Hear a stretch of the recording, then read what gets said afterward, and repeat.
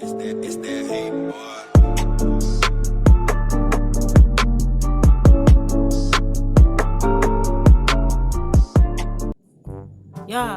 Belum ngucapin salam ya. Assalamualaikum warahmatullahi wabarakatuh, teman-teman romboku yang lagi menyimak, dan minal aizin wal faizin, mohon maaf lahir dan batin. Kalau misalnya Victor banyak salah, mohon maafkan. Ya, di sini Victor bersama rekan-rekan Victor. Ya, ada Feva Setio Putri, ada Yuan Kristianita, ada Febriana Oliandra. Ya, di sini kita dari kelompok 5 akan menjelaskan tentang konflik antar masyarakat.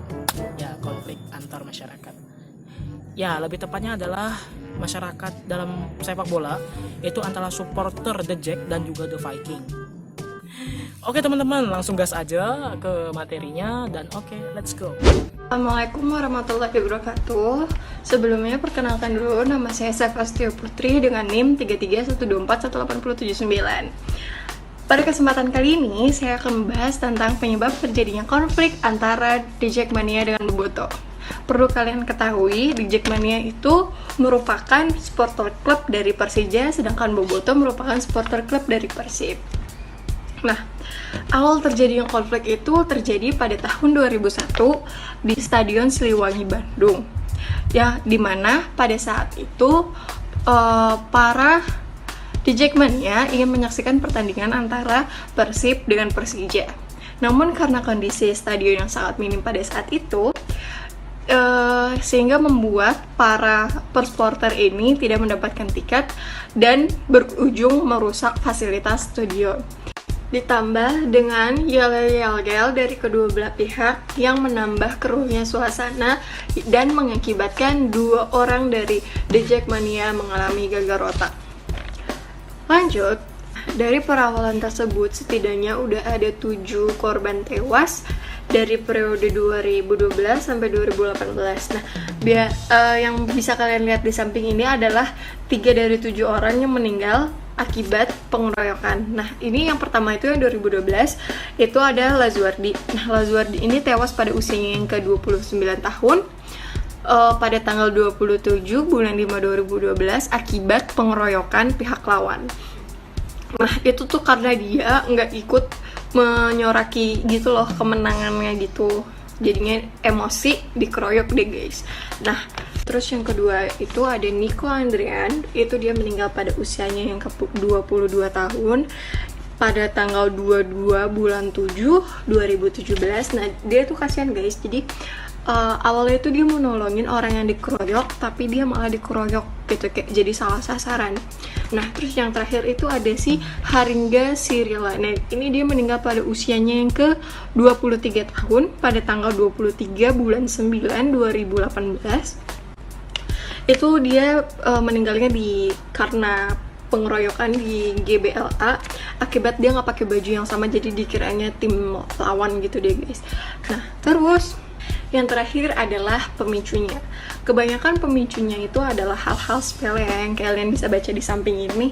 Nah, itu yang pertama adalah yang terbawa emosi, antara jagoannya menang ataupun jagoannya kalah, jadi dia kebawa emosi untuk melampiaskan itu. Nah, terus yang kedua adalah warisan kebencian. Nah, warisan kebencian ini biasanya kayak dulu temennya meninggal akibat lawannya ini, yang dulu misalnya Jackmania dia meninggal terus dibalas akhirnya dalam pertandingan berikutnya, semacam begitu terus. Terus yang ketiga itu adalah terpengaruh yel-yel. Nah, ya ini seringkali itu berisi tentang saling mengejek sehingga membuat supporter menjadi emosi. Nah, segitu aja presentasi dari penyebab terjadinya konflik antara The Jackmania dengan Bobotoh. Bila ada kurang mohon maaf. Assalamualaikum warahmatullahi wabarakatuh. Berikut dilanjutkan oleh teman saya. Bye. Ya, saya Yuan Kristianita, NIM 3312418061. Oke, di sini teman-teman saya akan menjelaskan bagian saya, yaitu mengenai jenis konflik. Nah, kebetulan kelompok saya itu mengambil konflik antara masyarakat dan masyarakat. Nah, di sini diambil konflik antara The Jackmania dan Viking. Nah, di sini saya mengambil 2 gambar contoh dari konflik antara The Jackmania dan Viking. The Jackmania ini adalah supporter dari Persija Jakarta, sedangkan Viking atau Bobotoh ini adalah supporter dari Persib Bandung, seperti itu. Biasanya mereka itu saling konflik kalau misal Persija dan Persib itu satu liga atau satu pertandingan dan mereka bertanding satu lapangan gitu. Biasanya di ISL atau di Liga 1 seperti itu. Oke. Mengenai jenis konflik antara The Jackmania dan Viking ini adalah tentu jenis konflik antar kelompok. Nah, dapat dilihat The Jackmania adalah sekelompok masyarakat dan The Viking juga adalah sekelompok masyarakat juga. Nah, ini dapat dilihat dari proses dan penyebab terjadinya konflik. Nah, seperti itu. Oke, selain dikatakan sebagai konflik antar kelompok, dilihat dari strukturnya juga, konflik antara The Jackmania dan Viking ini adalah konflik horizontal. Kenapa dikatakan horizontal? Karena memang mereka kan sama-sama masyarakat dan strukturnya itu sama-sama masyarakat, jadi tidak ada yang lebih tinggi atau lebih rendah, jadi kan setara. Nah, itu dinamakan konflik horizontal, seperti itu. Oke, selain masuk dalam konflik antar kelompok maupun konflik horizontal, konflik antara The Jackmania dan Viking ini dapat dikatakan sebagai konflik kekerasan yang bersifat kekerasan, karena kekerasan yang terbuka lebih tepatnya. Jadi konflik kekerasan yang terbuka. Karena di sini dapat dilihat secara langsung aksi bentrok mereka, tawuran mereka itu dapat dilihat secara langsung dengan mata masyarakat, oleh seluruh masyarakat. Dan ini contoh dari konflik kekerasan terbuka itu seperti bentrok, tawuran, perkelahian, dan sebagainya, seperti itu. Sekian dari saya, teman-teman. Terima kasih. Perkenalkan, nama saya Febriana Auliandra, NIM 331241803. Di sini saya akan menjelaskan tentang gaya penyelesaian konflik antar supporter sepak bola, yaitu Viking dan The Jack. Tentu kita tahu bahwa tawuran yang terjadi antar supporter seringkali terjadi di Indonesia.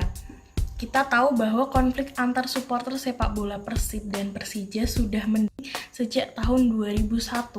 Permasalahan yang ada sangat kompleks dan terjadi bukan hanya saat pertandingan berlangsung, tetapi terbawa dalam kehidupan sehari-hari para supporter. Padahal upaya preventif berupa peraturan sudah pernah ditetapkan. Salah satunya seperti denda jika supporter bola membawa atribut atau spanduk menjelek-jelekan lawan ataupun menyanyikan lagu-lagu rasis. Tetapi hal ini tidak berpengaruh dan tetap saja dilakukan sehingga timbul konflik dari kedua supporter.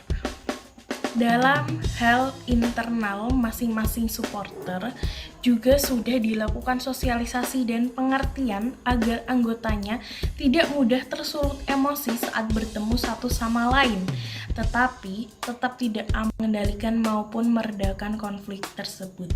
Maka dari itu, sekarang ini kita butuh ide yang kreatif dan belum pernah ditetapkan untuk mengendalikan konflik tersebut.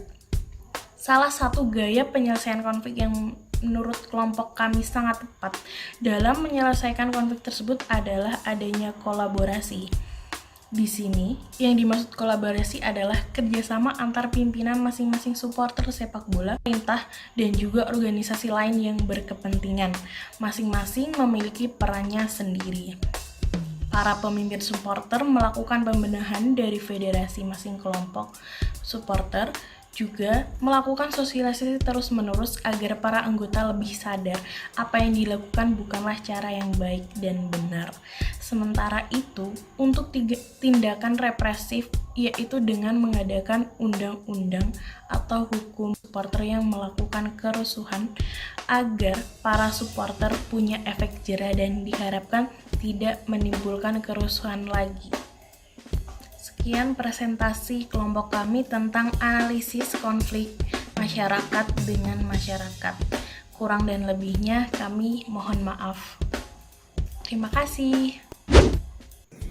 Ya di sini Victor mungkin akan sedikit aja buat jelasin karena tim-tim cantik Victor sudah menjelaskan yang sebenarnya intinya. Ya di sini Victor bakal ngasih atau menjelaskan tentang bentuk konflik Viking dan juga The Jack. Nah, ya bentuk konflik itu sendiri terbagi menjadi dua, yaitu ada konflik positif dan juga konflik negatif. Konflik positif biasanya adalah konflik yang dimana menyalurkan suara atau pendapatnya itu lewat lembaga-lembaga sah dari pemerintah seperti partai politik, DPR, pemangku adat atau politisi, dan juga mungkin pengadilan, yang dimana sifatnya adalah tidak merusak dari sistem tatanan sosial dan juga sistem politik yang ada. Yang kedua adalah konflik negatif. Ya, konflik negatif ini mereka menyalurkannya dengan cara emosional dan nafsuan yang mana bersifatnya ada merusak sistem dari politik itu sendiri dan juga dari tatanan sosial yang ada di masyarakat. Bisa seperti genosida, teroris, separatis, dan lain-lainnya. Nah, bagaimana konflik itu bisa disifat positif? Nah, konflik yang bersifat positif adalah pertama, menyatukan.